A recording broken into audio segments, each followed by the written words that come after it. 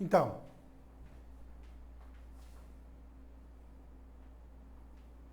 amém? Voltamos aqui então à graça e à paz do nosso Senhor Jesus Cristo. Voltamos ao nosso culto de ceia do dia 5 de julho. Deu alguns probleminhas aí de ordem técnica. Nós estamos, então, vamos retransmitir, começando a retransmitir o nosso culto agora pelo YouTube. Você vai ouvir essa gravação, né? Então, vamos começar lá. Você lembra do culto passado? Você que assistiu o culto passado, as duas experiências de Pedro. Lembra lá? Na pescaria? A primeira experiência de Pedro, como é que aconteceu? Pedro fez uma pescaria extraordinária, né? Pedro estava pescando a noite inteira, ele ficou pescando. Ele e alguns dos outros discípulos pescando, e o que aconteceu? Não pegou nada. Pegou uma cibalena, pegou um lambari. Nada. O que acontece? Jesus vem então e fala para Pedro jogar as redes, e Pedro então faz uma grande pescaria. Pesca muito peixe. Quando Pedro, então, vê aquilo que Jesus havia feito nessa primeira pescaria extraordinária, o que aconteceu? Pedro chega e fala para Jesus assim, olha, retira-te de mim, porque eu sou pecador. Pedro viu que Jesus era santo, viu a santidade do Senhor, teve a percepção da santidade do Senhor e pediu para que o Senhor se afastasse dele. Por quê? Essa primeira experiência de Pedro, Pedro visualizou a santidade do Senhor. Isso acontece muitas vezes conosco, né? Nós, num determinado momento da caminhada com o Senhor, nós conseguimos visualizar a santidade dele. E realmente o Senhor é santo, Deus é santo, Jesus é santo, ele não tem nenhum pecado, né? Ele viveu 33 anos aqui sem nenhum pecado, nem no pensamento. Aí a pergunta que se faz é, quando Pedro percebe que Jesus, que Deus é santo, isso aproximou Pedro ou afastou Pedro do Senhor? Pelo que a palavra de Deus fala, é que quando Pedro percebeu a santidade do Senhor, isso afastou Pedro de Jesus, né? É nessa primeira pescaria. Então, o Senhor é santo, o Senhor fez esse milagre, o Senhor é santo, o Senhor é Deus, então retira-te de mim porque eu sou pecador. Na segunda pescaria, não. Na segunda pescaria acontece um outro evento. É uma pescaria extraordinária também, acontece lá em João, no capítulo 21. A palavra de Deus fala que Jesus já tinha morrido e ressuscitado. Jesus tinha morrido e ressuscitado, né? E poucos dias antes, Pedro tinha negado Jesus quantas vezes? 3 vezes. Jesus tinha morrido, ressuscitado, e Pedro tinha negado Jesus 3 vezes. O que indica, o que nos mostra negar Jesus 3 vezes? 3 vezes. É a completude, né? Pedro definitivamente havia negado ao Senhor. A palavra de Deus fala que lá no Getsemane, Jesus orou quantas vezes para o Pai? 3 vezes, né? Paulo orou quantas vezes para que o Senhor tirasse o espinho da carne? 3 vezes. O que é? O que o número 3 indica? Indica o completamente, até se obter uma resposta. Ah, então quer dizer que quando eu for fazer um pedido para Deus, eu tenho que orar 3 vezes? Não. Ou 3 dias? Ou 3 meses? Não, você tem que orar. Essa completude indica que você tem que orar ao Senhor até ser atendido.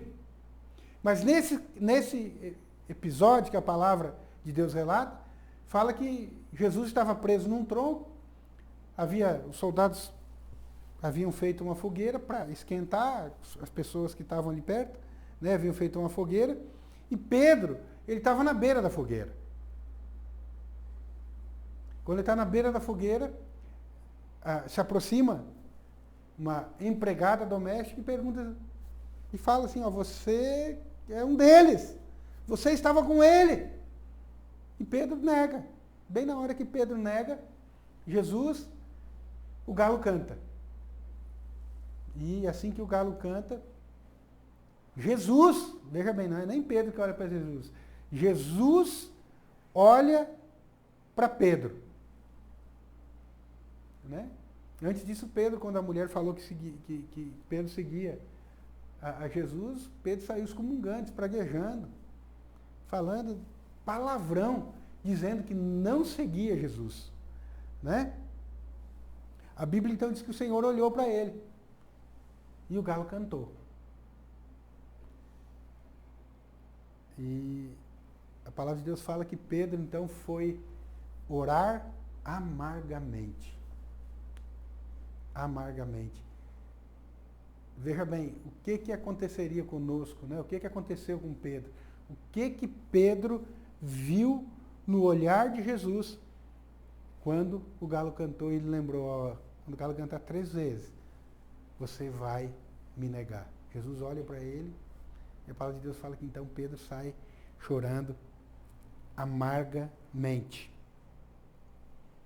Que foi Maria que viu primeiro Jesus, não se tem dúvida. Mas a segunda pessoa que viu Jesus, a palavra de Deus, lá em 1 Coríntios 15, ele não relata como é que foi esse encontro. A primeira pessoa que viu Jesus ressuscitado foi Maria. Mas a segunda pessoa que viu Jesus ressuscitado foi Pedro.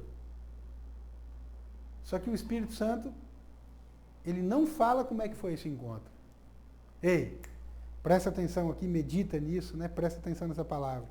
Imagina, Pedro havia negado ao Senhor, o Senhor havia falado, ó, antes que o galo cante 3 vezes, você vai me negar, e Jesus morre e ressuscita, e a primeira pessoa, né, vamos dizer assim, o primeiro homem que Jesus vai ver é Pedro. O que o Senhor falou para Pedro neste encontro? Ninguém sabe. O Espírito silenciou, o Espírito Santo de Deus silenciou a respeito disso. Sobre o que Jesus tinha falado para Pedro no primeiro encontro depois da ressurreição. Eu penso assim, uma coisa é um olhar, né? Aquilo que o Senhor falou. Olha, antes que o galo cante 3 vezes, você vai me negar. Pedro já foi chorar amargamente. O que aconteceu nesse encontro que Pedro teve com Jesus depois da ressurreição? Depois da ressurreição. A palavra de Deus não fala. Mas conta um outro episódio. Depois desse primeiro encontro, presta atenção, depois desse primeiro encontro, depois da ressurreição, Pedro, acontece uma outra pescaria. Pedro, novamente, junto com os discípulos, está pescando. Uma noite inteira sem pescar, joga a rede para cá, joga a rede para lá, não pega nada. E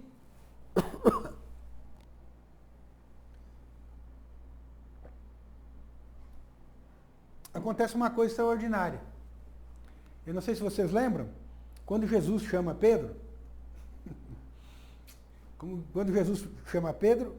o que Jesus fala para Pedro? Jesus fala para Pedro assim, olha, agora você não vai ser mais pescador de peixes, mas você vai ser pescador de homens. Só que tem um detalhe, toda vez que fala em pesca, Pedro pescando, ele nunca pegou nada. Não fala, ó, Pedro pesca, sem ação do Senhor, né? Pedro era ruim de pescaria. Né? Só que tem um detalhe. Depois que ele se tornou Cefas, espiritualmente falando, a primeira rede que ele jogou, ele pescou 3.000 almas. Mais de 3.000 almas. Lembra disso? Lembra da passagem? Lá em Atos, salvo engano? Então, nessa outra pescaria, nessa segunda pescaria milagrosa que está sendo feita, estão pescando, jogou a rede, Jesus pergunta assim, o que eles estão fazendo? Não, estão pescando, e Jesus fala assim, joga a rede do lado direito, lado do poder. de Deus, joga a rede do lado direito. E aí João falou assim, ó, é o mestre. Quem que foi o primeiro a conhecer que era Jesus? João. João era conhecido como quê? O discípulo a quem Jesus amava. Não que Jesus amasse de forma diferente, mas João se autodenominava o discípulo a quem Jesus amava. Por quê? Porque João se sentia amado. Isso eu falei no culto passado, nós estamos só, recapitulando. Então, João foi o primeiro a reconhecer que era Jesus. Pedro, ouvindo o que João falou, o que que Pedro fala? Pedro estava desnudo, né? Desnudo quer dizer assim, quase nu. Como se fosse hoje de cueca, né? Pescando, então Pedro se veste e pula na água. Para quê? Pedro pula na água para chegar mais rápido a Jesus do que o barco. Cerca de 100 metros de distância. Então Pedro pula e quer encontrar com Jesus mais rápido, primeiro que qualquer outra pessoa. Pedro é Pedro, né? Como se ele ficasse no barco, se ele aguardasse no barco, ele não fosse chegar a Jesus. Mas no ímpeto, né? Pedro pula então na água para chegar primeiro que o barco. Olha a atitude de Pedro. A primeira atitude de Pedro na primeira pescaria, o que ele disse para o Senhor? Retira-te de mim porque eu sou pecador. Nessa segunda pescaria, nesse segundo momento, o que Pedro faz? Pula na água para abraçar, para chegar perto de Jesus, depois de ter negado ele 3 vezes.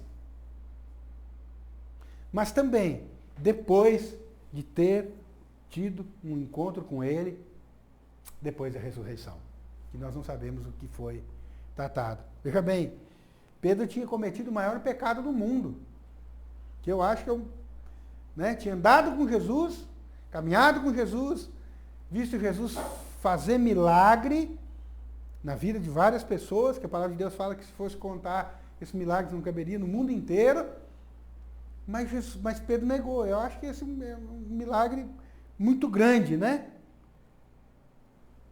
Mas mesmo depois de Pedro ter negado ao Senhor, teve esse encontro, que a palavra de Deus não relata o que foi tratado. Teve essa pescaria milagrosa. E depois, Jesus entrega as ovelhas, o rebanho dele, para Pedro tomar conta. Eu não sei quanto a vocês, né? Mas quem que daria, depois de ter sido traído 3 vezes, quem que daria o rebanho para alguém tomar conta de alguém que te traiu 3 vezes? É muita graça. Pedro experimentou graça multiplicada na vida dele. Então, o que eu quero dizer para vocês? O que nós temos que analisar? E é o alvo dessa palavra. Não existe contradição entre graça e santidade. Não há antagonismo entre a graça e a santidade. Pelo contrário, elas andam juntas. Agora, antes Pedro entendeu que era pecador porque Deus era santo. Depois do encontro, que nós não sabemos o que foi tratado, Pedro deve, com certeza, uma coisa é certa, Pedro experimentou a graça do Senhor. E agora, nessa segunda pescaria, depois de ter experimentado a graça do Senhor, o que Pedro diz? O que Pedro faz? Pedro pula na água para se encontrar com Cristo, porque ele havia experimentado a graça. E aí você pode qualificar a graça como você quiser, né? Mas a qualificação correta dela é: graça é favor imerecido. Pedro, aos olhos humanos, merecia o perdão do Senhor? Não merecia, havia traído. Mas o que acontece? Jesus entrega o rebanho para Pedro tomar conta. Ele experimentou graça. Ele não disse agora, afasta-te de mim porque eu sou pecador. Quem conhece a graça, conhece a santidade e vive em santidade. Né? Se você disser assim, eu conheço a graça, mas você não vive em santidade, tem alguma coisa errada nessa equação. Né? Por exemplo, vamos imaginar aqui qual que é a fruta que vocês gostam? pêssego. Vou falar de pêssego. Eu gosto muito de pêssego, né? Pêssego. Imagina um pêssego madurinho no pé. Para o pêssego dar fruto, para sair uns pêssegos bonitos, quando ele começa a florescer, você vai lá e joga algum produto na flor dele, a hora que ele já virou um pesseguinho pequeno, você vai lá e cuida, joga. Sim ou não? Não, você não joga nada no fruto. Você não joga nada naquilo que você está vendo. Santidade nós vimos. Normalmente nós vimos. Você visualiza. Ó, aquela pessoa, o andar daquela pessoa, a forma correta. Santidade normalmente. Então, vamos comparar isso e eu mandei, eu acho, para a grande maioria dos irmãos que estão nos acompanhando, a gente mandou uma foto, né? A raiz é a graça.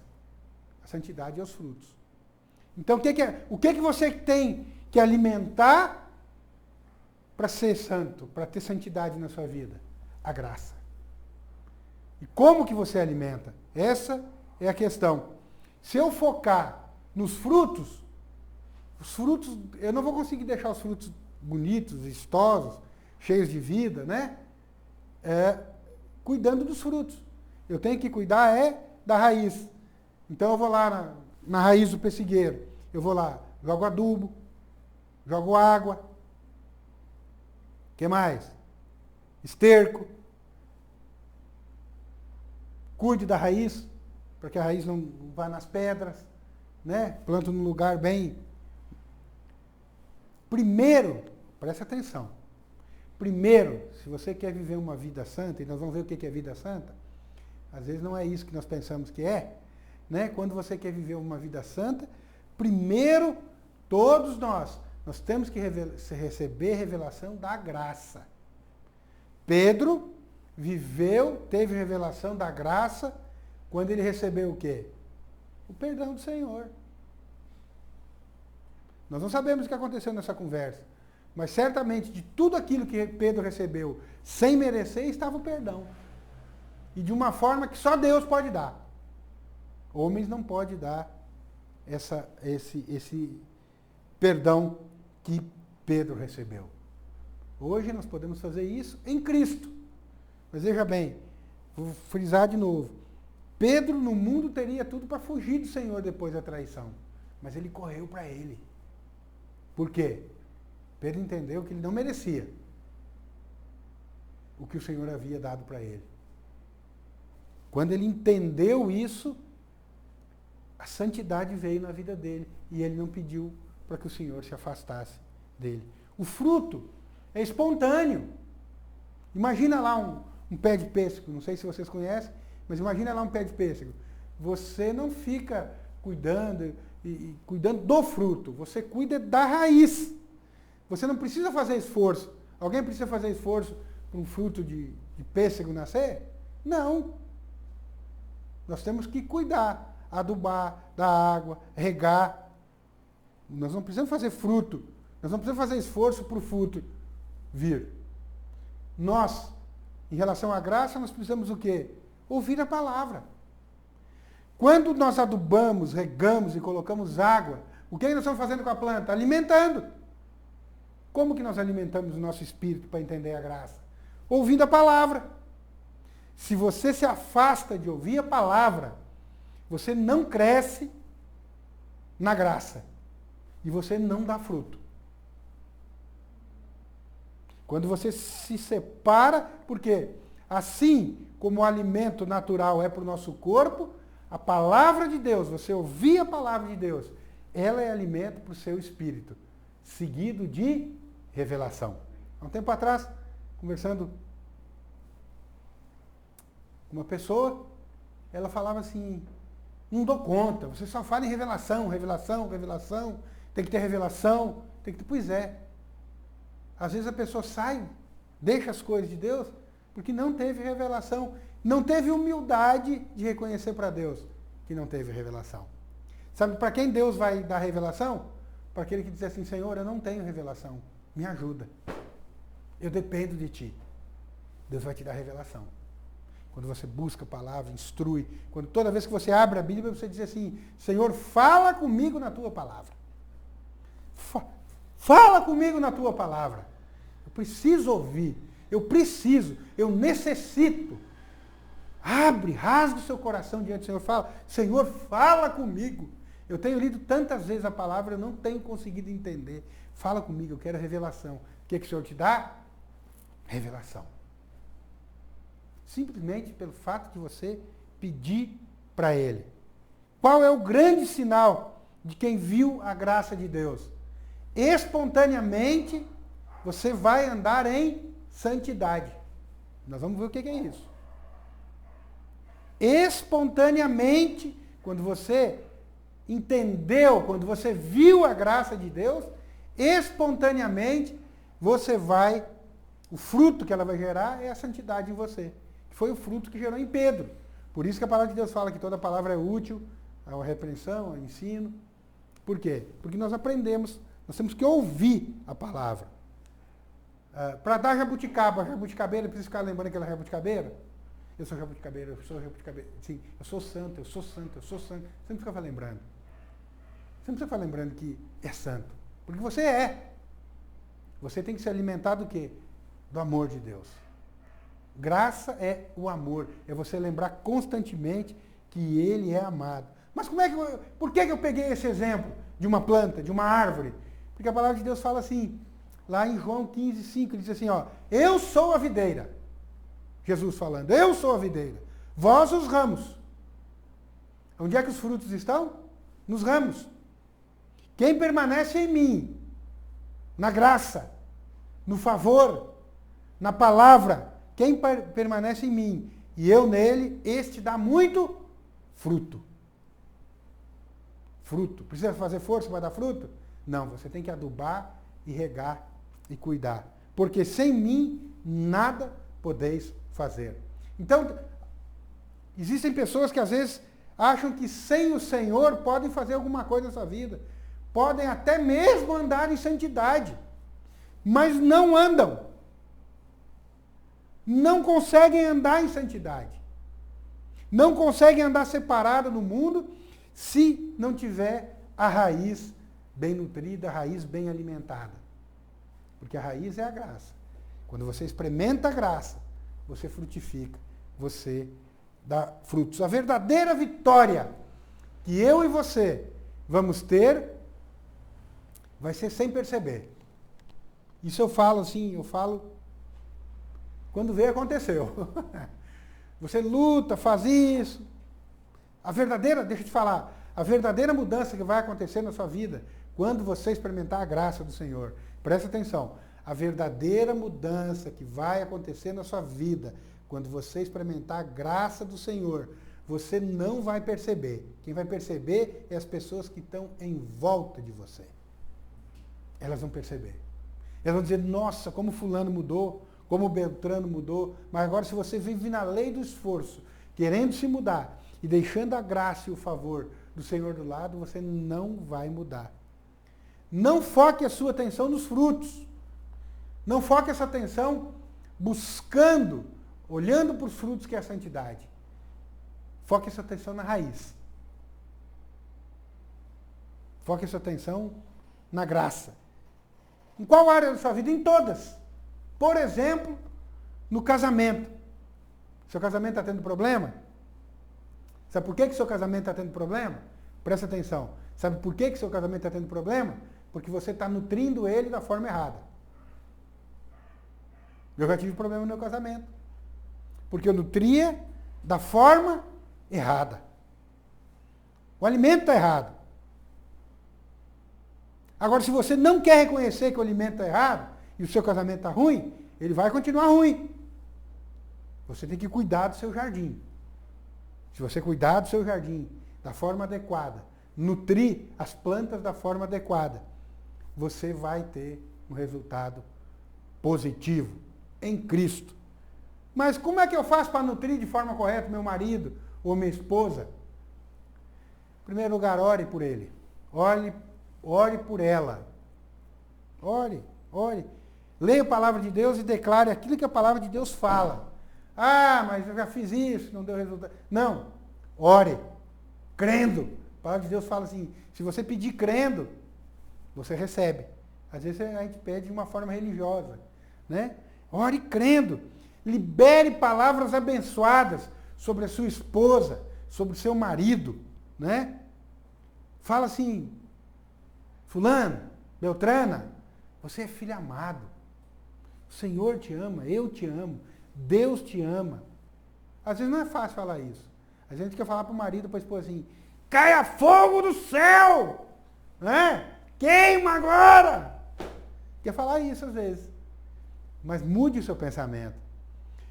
Nutra o seu casamento, o seu relacionamento com palavras abençoadas, né? Você é amado, fulano. Sabia que Deus te ama? Ele me ama também. Mas às vezes diz assim, olha, se você não cuidar de mim, você sabe que eu sou menino dos olhos de Deus. Se você não cuidar de mim, vai cair fogo do céu. Pode até dizer isso também. Mas diga assim, você é amado, fulano. Você é amada.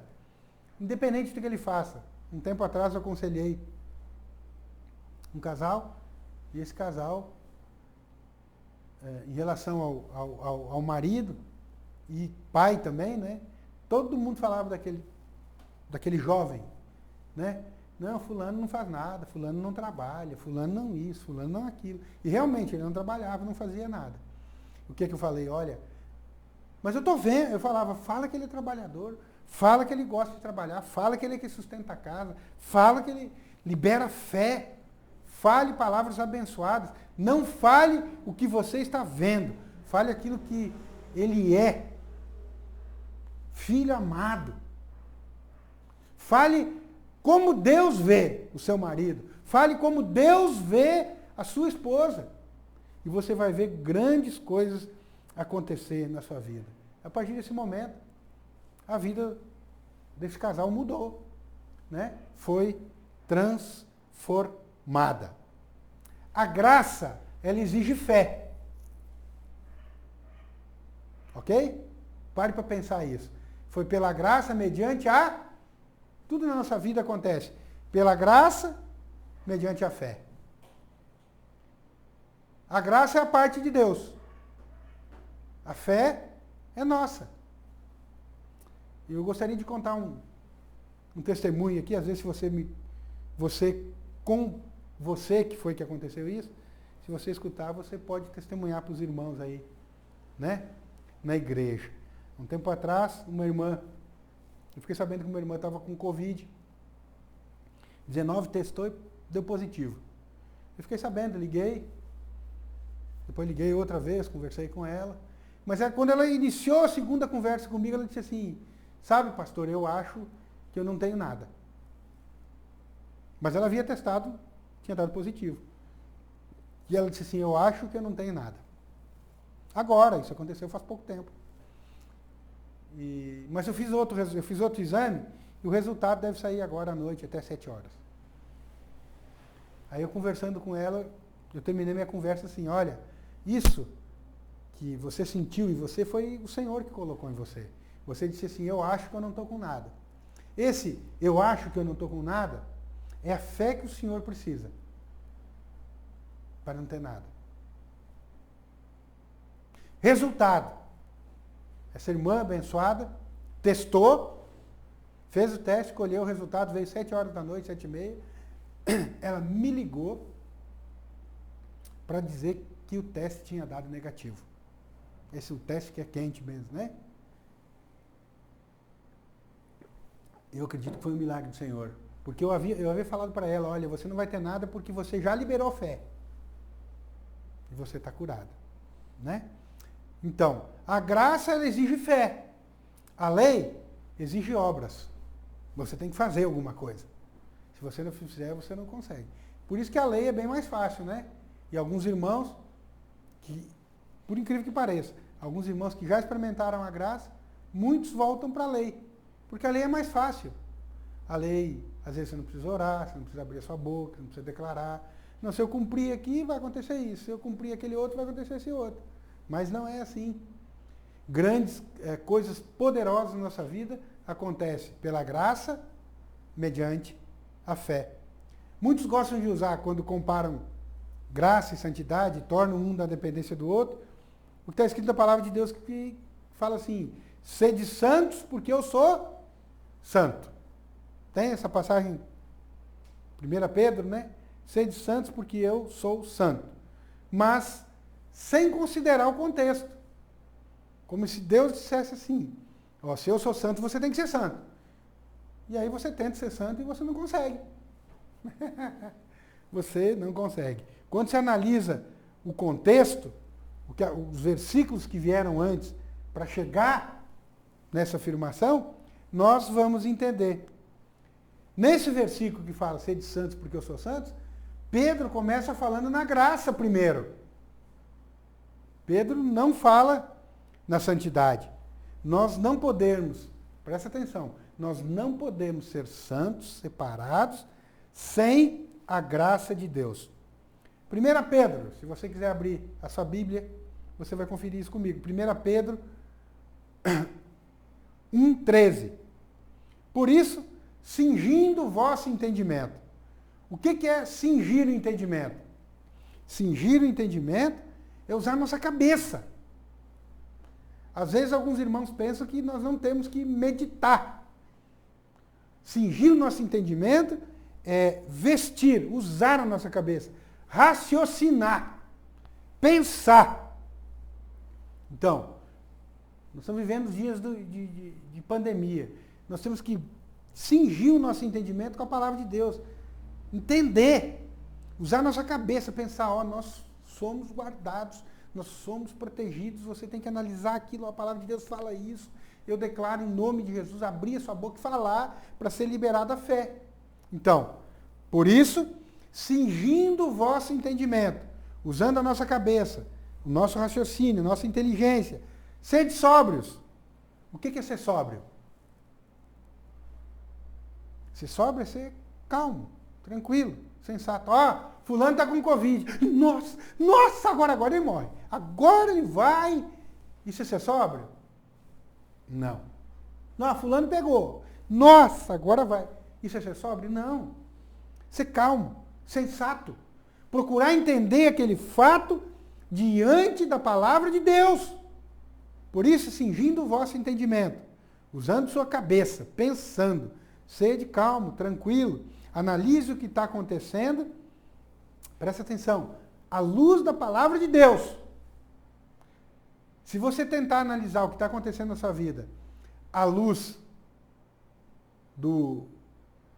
da ONU, da OMS, você está arrebentado.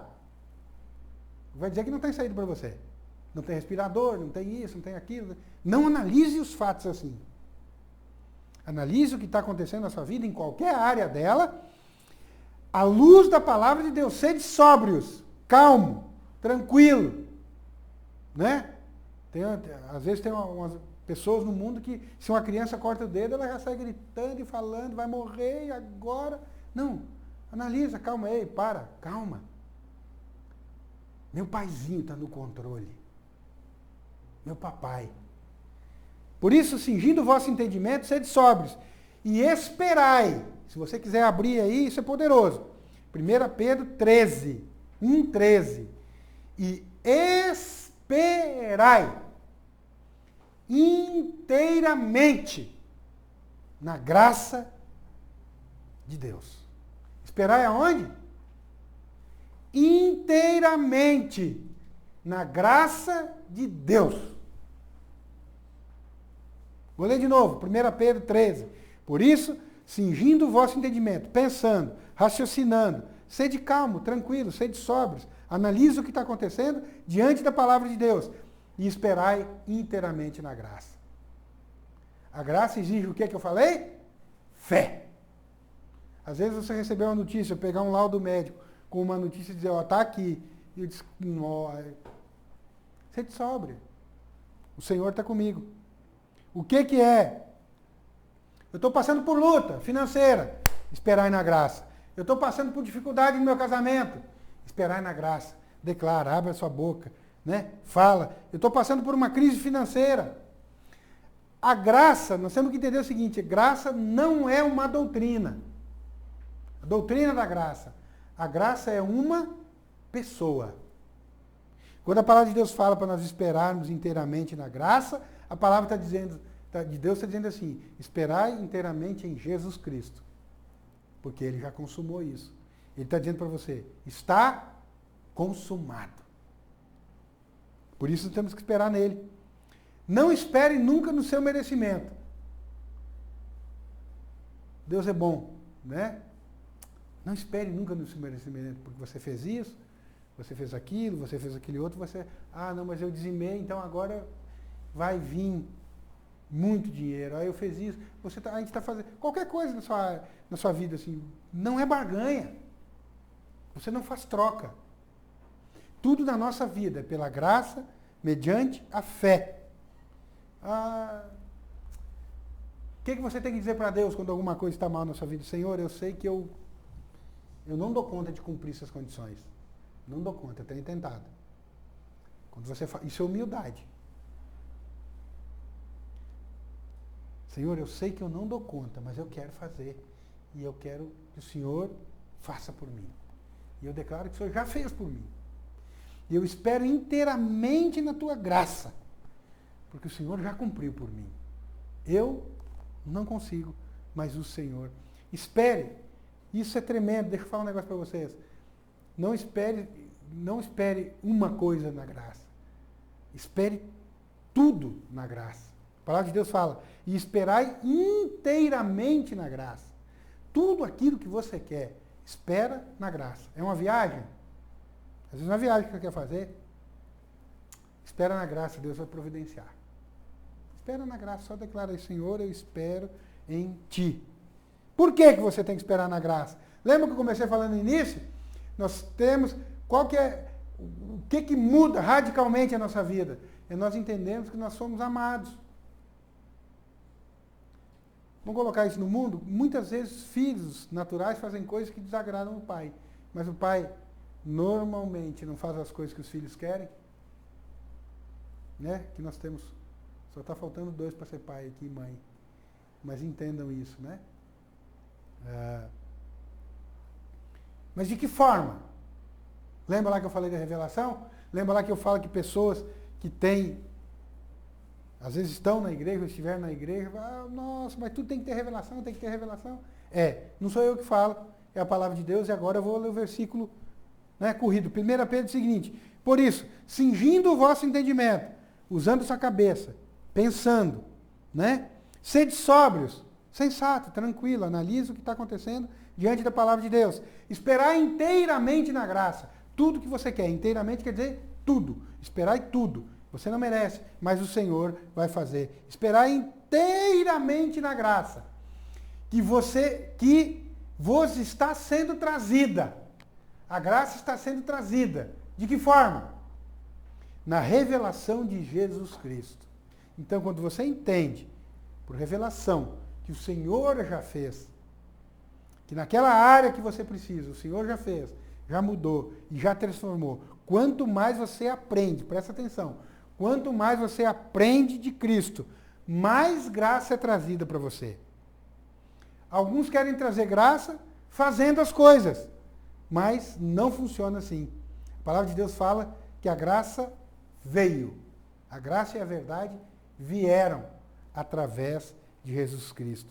Agora, se a graça vem para você pelo fato de você fazer alguma coisa, já não é graça.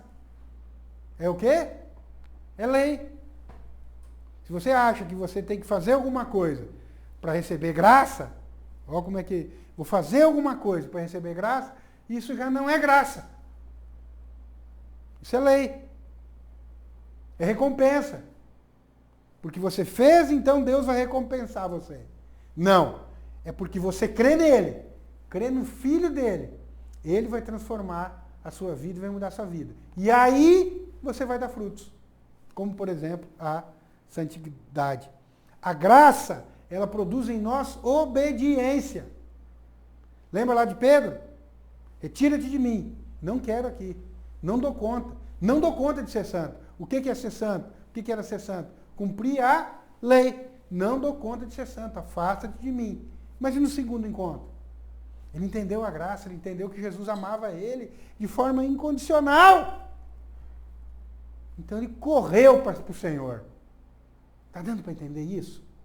Graça, nós não vamos obter graça por esforço.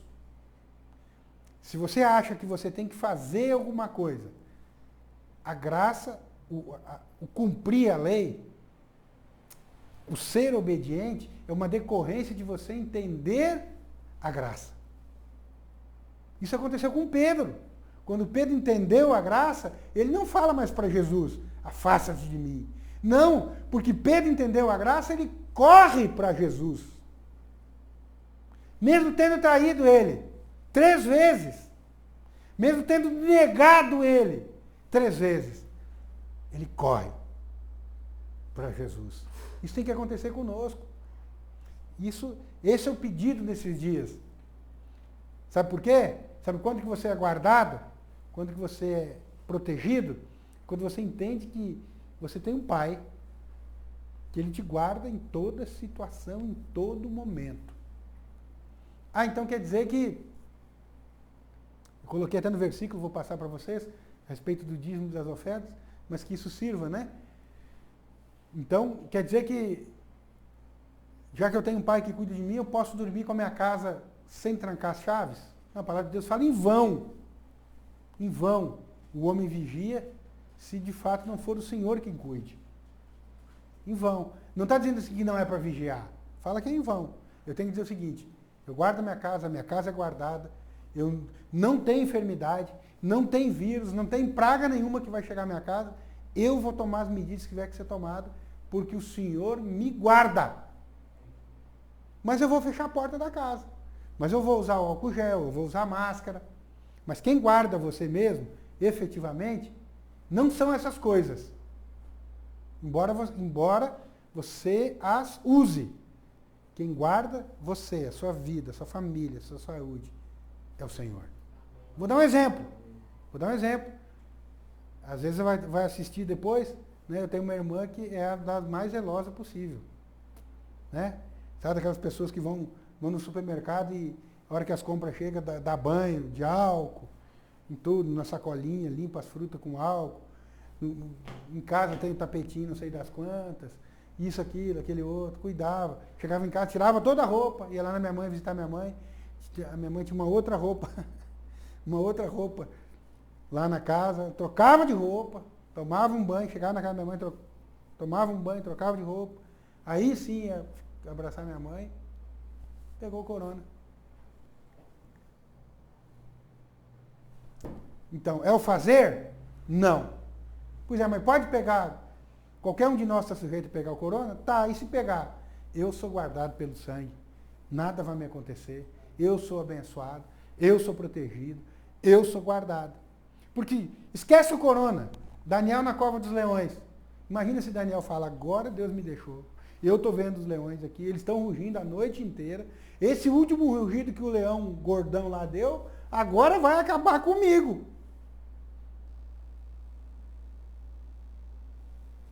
E aí? Não. Creia, o Senhor está com você. Mesmo o perigo estando à porta. Ele te guarda. Ele te protege. Não pergunta para Deus como. Não pergunta para Deus como. Mas como que vai acontecer? Como que eu vou mudar meu casamento? Como que eu vou transformar minha vida? Como que eu vou mudar minhas finanças? Não pergunte para Deus, só creia. Ele vai mudar, Ele cuida de mim, Ele guarda de mim. E essa mudança vai acontecer na sua vida. Libere palavras abençoadas em relação àquilo que você está vivendo. Graça, algumas pessoas entendem errado e eu gostei dessa frase. Graça não é o pai que virou vovô. Guardou? Graça, presta atenção. Graça não é o pai que virou vovô. Por que o pai que virou vovô? Normalmente, o vovô é muito melhor que o pai. Deixa as crianças fazerem muitas coisas erradas. Mas a graça não é o pai que virou vovô. Poderoso isso, né? Um exemplo simples, mas poderoso. Alguns pensam que a graça é o pai que virou vovô. A graça não é o pai que virou vovô. Depois de você ver a graça, depois de nós experimentarmos a graça nas áreas das nossas vidas, o que vai acontecer?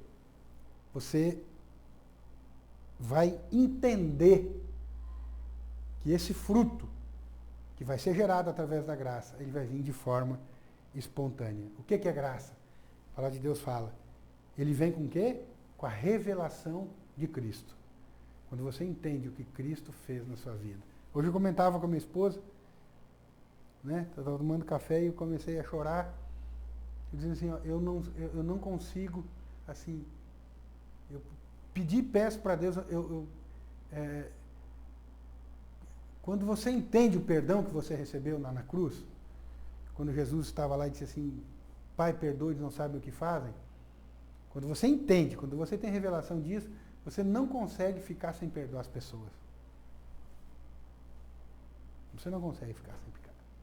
Você consegue, quando você entende esse perdão, você consegue orar pelos seus inimigos. Você consegue orar por aqueles que perseguem você. Quando você entende esse perdão.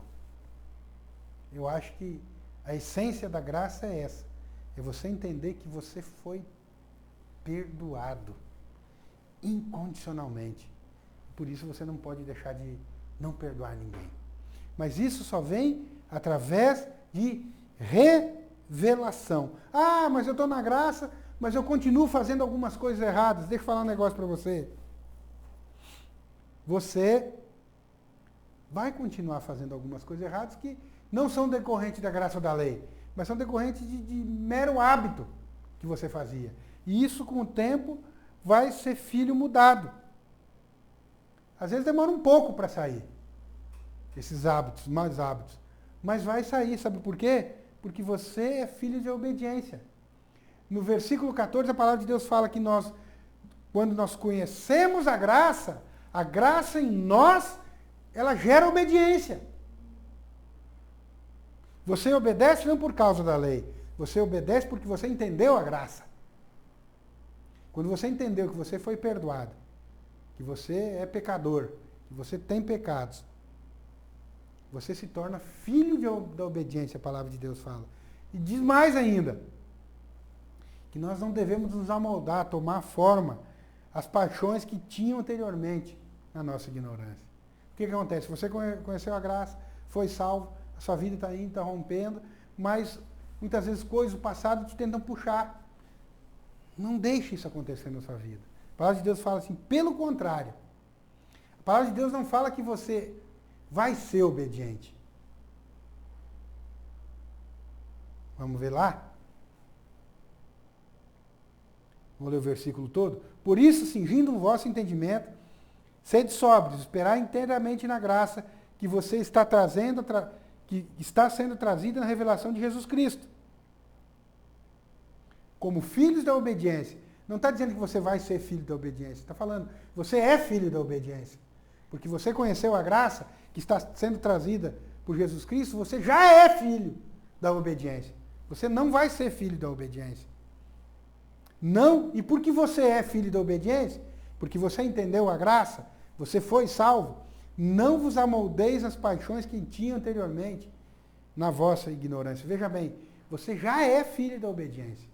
E você obedece porque você entendeu a graça. Fala assim, pelo contrário, segundo é santo aquele que vos chamou, está falando que você também é santo. Falando que você é obediente. Pelo contrário, segundo é santo aquele que vos chamou, tornai-vos santos também vós mesmos em todo o vosso procedimento. O que é esse tornai-vos? Ginomai, ou ginomai, que é comece a ser santo. Porque você já é santo. Vai acontecer, vai dar um escorregão? Deixa para trás. As coisas velhas já passaram. Segue, eu sou santo. Eu sou santo. Eu tenho um pai que me ama. Olha, você vai obedecer quando você tem um pai que ama você. Você não vai conseguir ter ódio ou raiva das pessoas quando você entender que ele, lá na cruz, te perdoou de todos os seus pecados. Por que pessoas muitas vezes são difíceis para perdoar? Porque elas pensam que são perfeitas. Você não vai tentar ser santo. Você já é santo. O que é ser santo? Ser santo é ser separado. Você é tirado de um lugar que é comum e é colocado num lugar separado. Ser santo é isso. Diamantes são pedras. Mas existem outros tipos de pedras. Você se tornou um diamante do Senhor. Você foi separado daquele monte de pedras. E hoje você tem um local, um lugar especial em Cristo.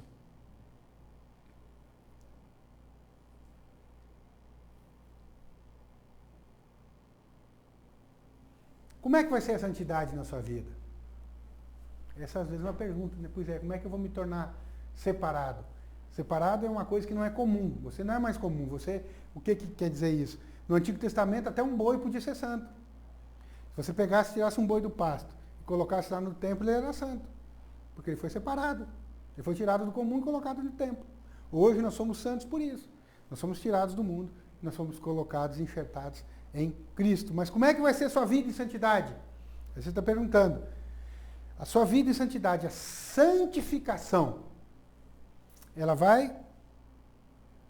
Como é que ela vai acontecer? Você, em cada área da sua vida, você vai ter que esperar inteiramente, a palavra de Deus fala, inteiramente na graça. Não coloque você na equação e lembre-se, a graça não é recompensa por algo bom que você fez ou faz. A graça é favor imerecido. Toda vez que você abrir a sua boca e declarar isso, você vai ver. Mas tem algumas pessoas que infelizmente decaem da graça.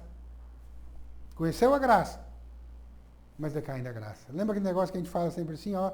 O importante não é como se começa a vida cristã, o importante é como se termina. E nós temos que terminar a nossa carreira sem decair da graça. Dá um escorregão, levanta. Ele está comigo, é Ele que me fortalece, Ele já fez tudo, eu creio que Ele já mudou, Ele já transformou minha vida, e eu avanço, eu sigo e eu prossigo em fé. Hebreus 12,14 diz, segui a paz com todos e a santificação, sem a qual ninguém verá o Senhor. Tem uma recompensa. Quando você entende a graça, olha lá, quando você entende a graça, obrigado, Senhor, é muita graça. Quando você entende a graça, você se santifica. Lembra Pedro? Quando Pedro entendeu a graça, que ele havia sido perdoado, ele correu para os braços de Jesus. Ele não esperou o barco chegar. Quando ele entendeu a graça, quando ele entendeu o perdão, ele correu para os braços do Senhor. Segui a paz com todos e a santificação, sem a qual você não verá o Senhor. Qual que é a recompensa para quem entende a graça? É a obediência, a santificação. Você entendeu a graça? Você vai santificar aquela área da sua vida. Você santificou aquela área da sua vida, o que a palavra de Deus fala que você tem como recompensa? Você vai ver o Senhor. Não é ver lá na glória. Você vai ver o Senhor. Você vai sentir a presença dele, né? A graça produz santidade. E a revelação da graça vai produzir essa santidade em nós. Com essa santidade, a palavra de Deus fala que nós veremos ao Senhor. Hebreus 12,14. Segui a paz com todos. Não compra briga, não compra confusão com ninguém, né? Ora pelos seus inimigos. Segui a paz com todos e a santificação, sem a qual ninguém verá o Senhor. Se você não entender a graça, não pedir para o Senhor que Ele te mostre, que Ele se revele para você, você não vai ser santificado e você não vai a Ele. Mas o contrário é verdadeiro. Quando você pede para o Senhor a revelação, essa santificação vai fazer parte da sua vida. Depois continua. Atentando diligentemente. O que é atentando? Toda vez que falar assim, atentando diligentemente, é uma questão nossa. É nós ativarmos a nossa vontade. É você tentar buscar entender aquilo que está acontecendo. Atentar diligentemente é vigiar, né? Para que ninguém seja faltoso, separando-se da graça de Deus. Presta atenção para... O que o versículo está dizendo? Presta atenção para você não separar da graça de Deus. Por quê? Porque pode se separar da graça de Deus. Você ganhou um presente que você não merecia, mas você pode largar esse presente que você não merecia. Quando olha, Quando é que você se separa da graça? Atentando diligentemente, porque ninguém seja faltoso. De que maneira que alguém é faltoso? Separantes da graça de Deus. Aí você tem que, quando é que você se separa da graça de Deus? Para que não haja raiz de amargura que brotando vos perturbe e por meio dela vocês sejam contaminados. Amargura. Amargura. Ressentimento. Ódio. Raiva. Isso separa você da graça de Deus. Não sou eu que estou falando. Para que não brote nenhuma raiz de amargura. Ódio, ressentimento, raiva, querer dar resposta. Isso separa você da graça de Deus. E depois continua. Nem haja alguma raiz de amargura que brotando vos perturbe e por meio dela vocês sejam contaminados. Que jeito nós somos contaminados? Pela raiz de amargura, pelo ódio, pelo ressentimento.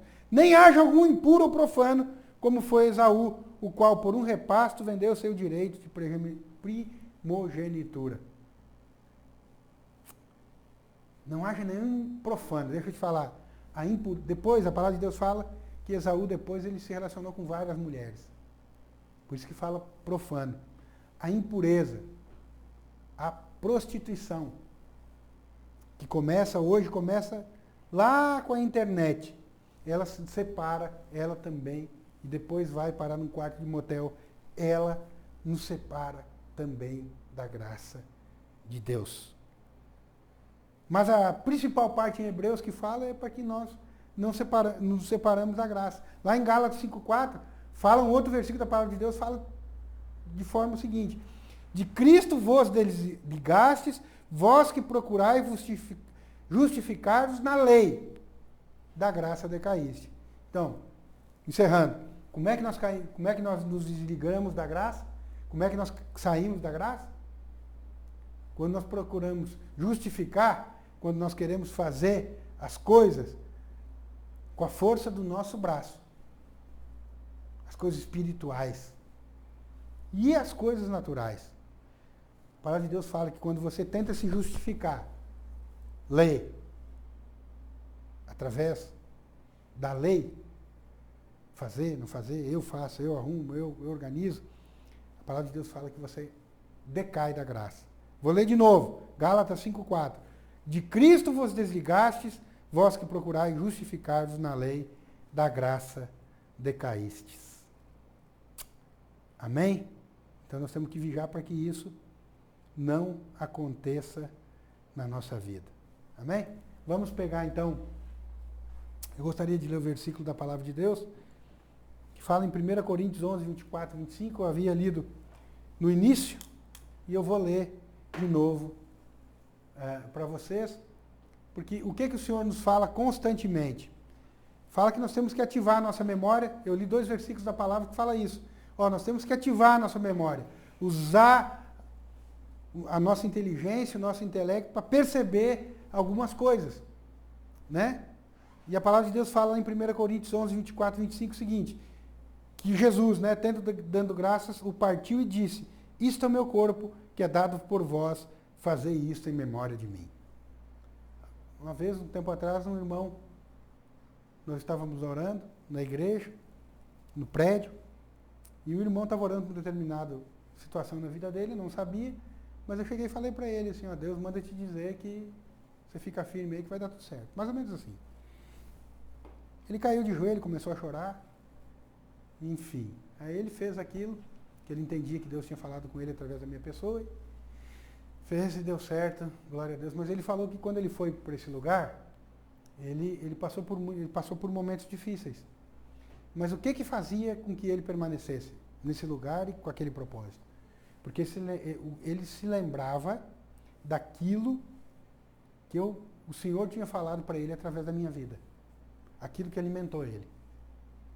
O que nos alimenta hoje a perseverar, o que nos alimenta hoje a pregar, mesmo sem o outro lado estar ouvindo, vai ouvir depois, é isso.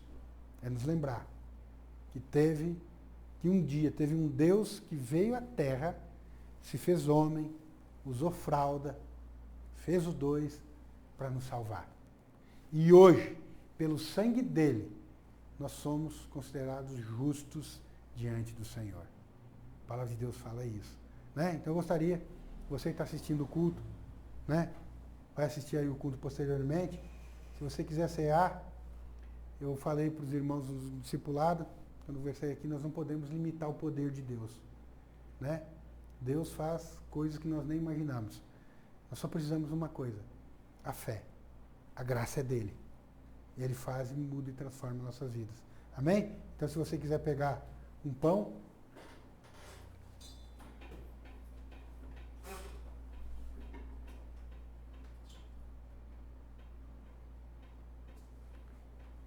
amém? Nós vamos ceiar.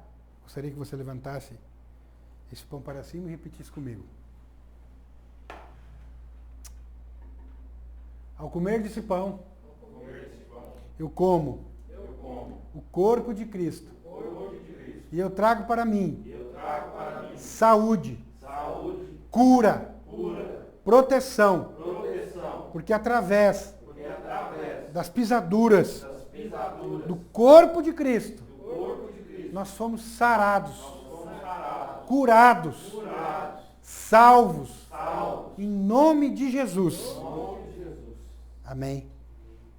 Levante seu cálice, repita após mim.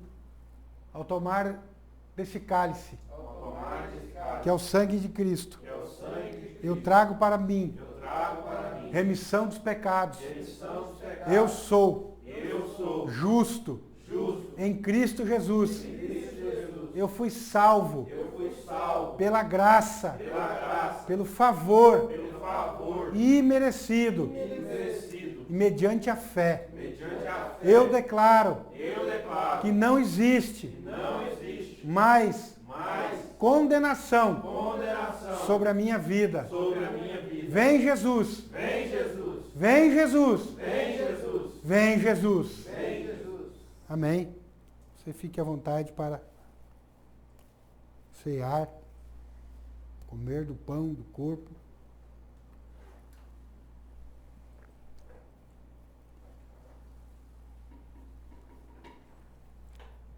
Amém. Glória a Deus. Aleluia.